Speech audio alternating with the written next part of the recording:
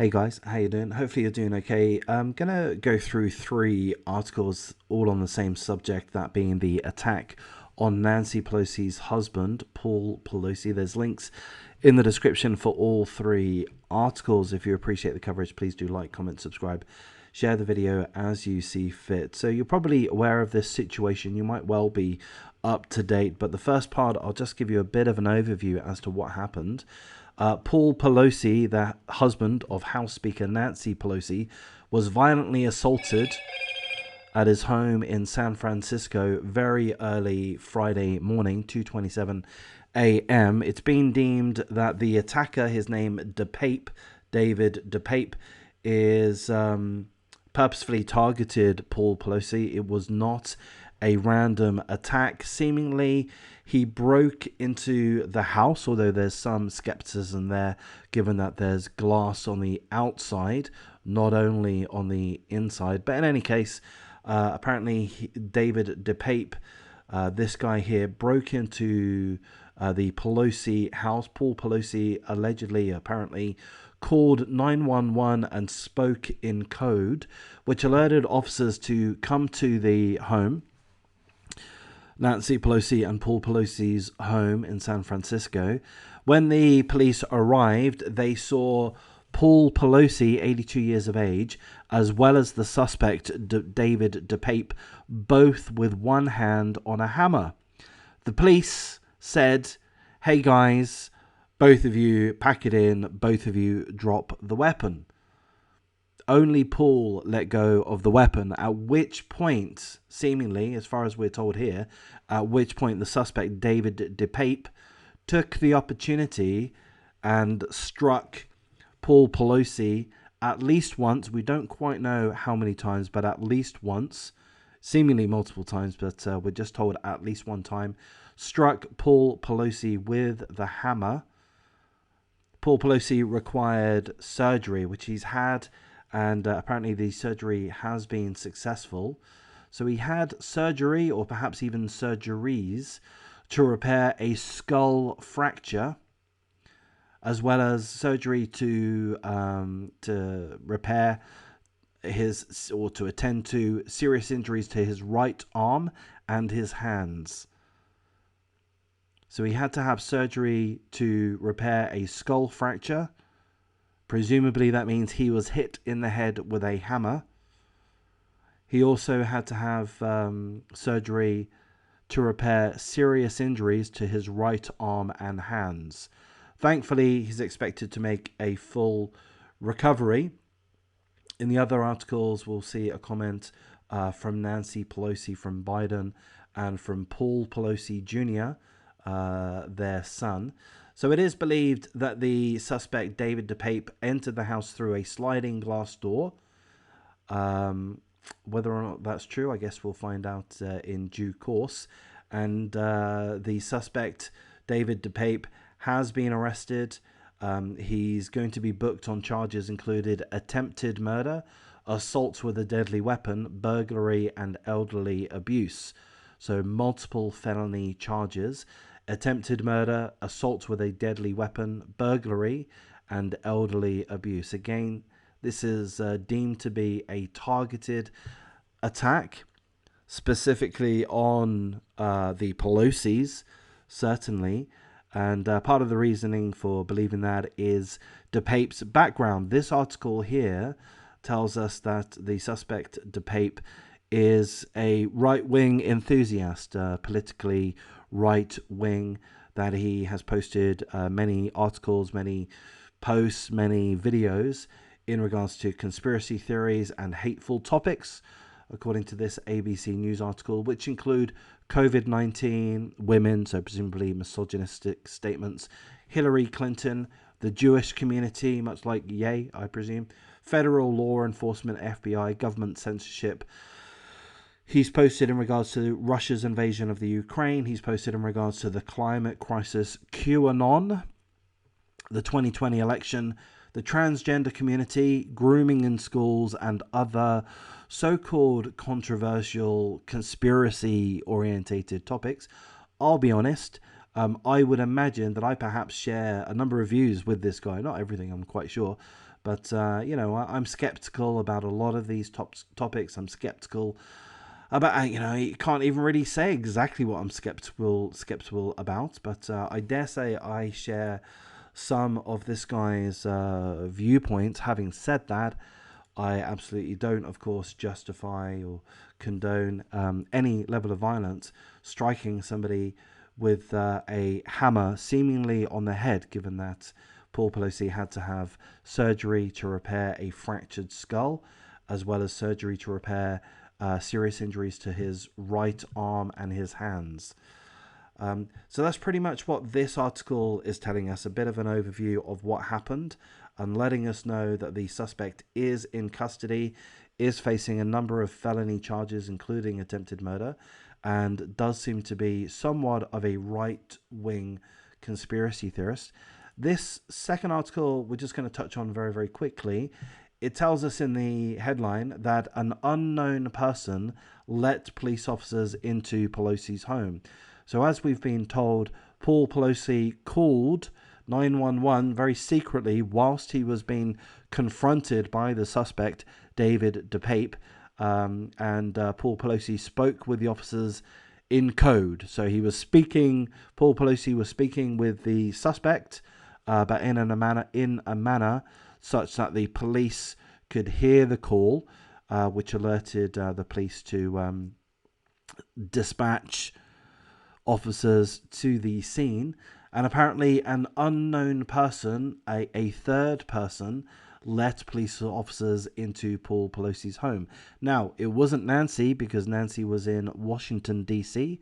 at the time of the attack. She flew to San Francisco, to California, the same day, on the Friday, to be by her husband's side. She did the right thing there.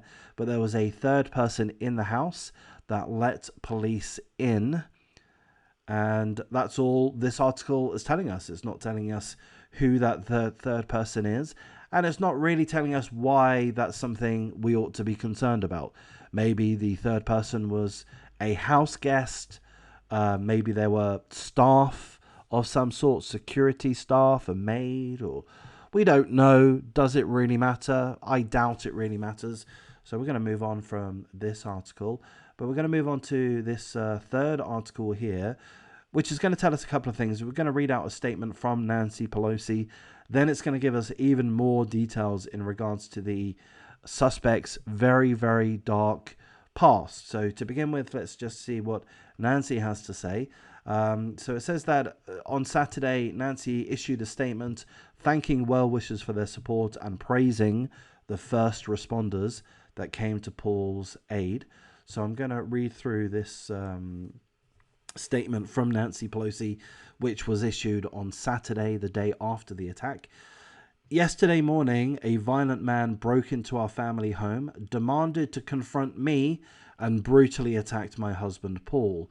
Our children, our grandchildren, and I are heartbroken and traumatized by the life-threatening attack on our pop.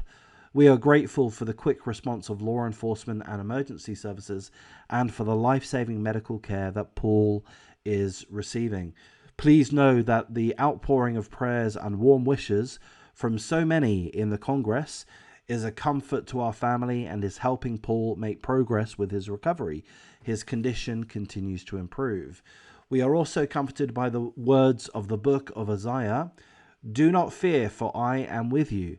Do not be dismayed, for I am your God. I will strengthen you and help you. I will uphold you with my righteous right hand.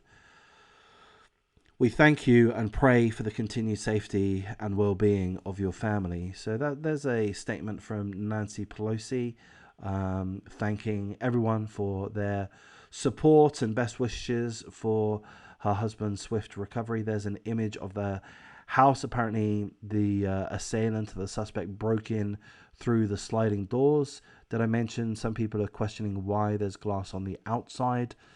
I'm not a forensic expert, so maybe there's a very good reason for that. The article is going to tell us a little bit more dark details about the suspect, so we're going to go through that. Let's go through that now. So it is telling us about the weird situation of this David DePape guy. So let's have a look. Okay, so the article says police are yet to ascribe a motive for David DePape's attack, but online accounts illustrated a highly disturbed and suicidal individual with hallucinations and far-right fixations. DePape's daughter said that her father is consumed by darkness, and his daughter said that David DePape, the suspect, sexually abused both her and her brothers when they were children. So apparently, the suspect is a child abuser. This suspect, not this suspect, this suspect, David DePape.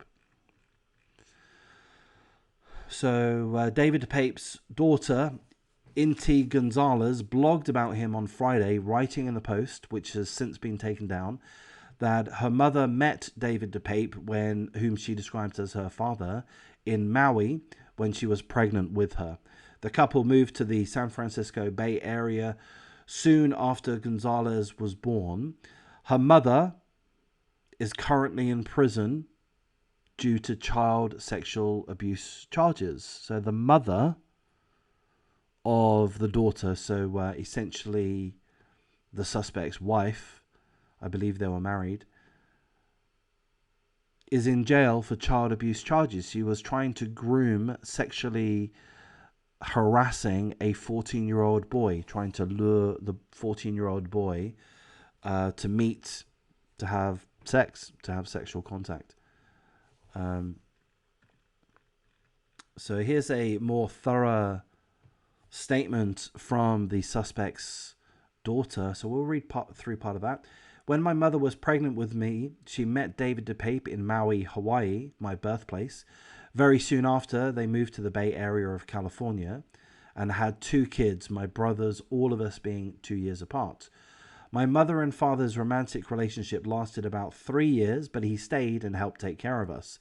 But when I was about 13, my mother kicked David out because of his toxic behavior. 6 months later, the middle brother started getting memories of David physically and sexually abusing me and my brothers, which started when we were very young and continued to around about 2008 when I was 7. All this was a surprise for us, considering that he was always a quiet person. He was never violent, he never yelled, he never swore. My mother made a police report when she found out, but the case was not managed properly, so nothing was done about it in the end. Soon after, her brother got memories, and the unsuccessful case started getting memories of his abuse. So in essence, David DePape's daughter is saying that David DePape sexually abused both her and her 2 brothers. A case was not handled properly, so no formal charges were laid against David DePape by the look of it. But seemingly he is described as being extremely dark, extremely dangerous, and fixated with right-wing beliefs. And there we go. Those are the details as we have them now. So again, Paul Pelosi is expected to make a full recovery. He had to undergo surgery, or indeed perhaps several surgeries, to repair a fractured skull, presumably after being hit in the head with a hammer. That part isn't clarified within any of these articles, but 2 + 2 generally equals 4. David DePape struck him with a hammer, and he had to have surgery to repair a fractured skull. Tells me he was hit in the head with the hammer, and seemingly also in the right arm, his hands required surgery as well. So this guy is in custody. He faces several felony charges, including attempted murder charges. And let's hope that he gets the book thrown at him. I'm going to wrap things up here at this point, guys. If you appreciate the coverage, please do like, comment, subscribe, share the video as you see fit. Thanks.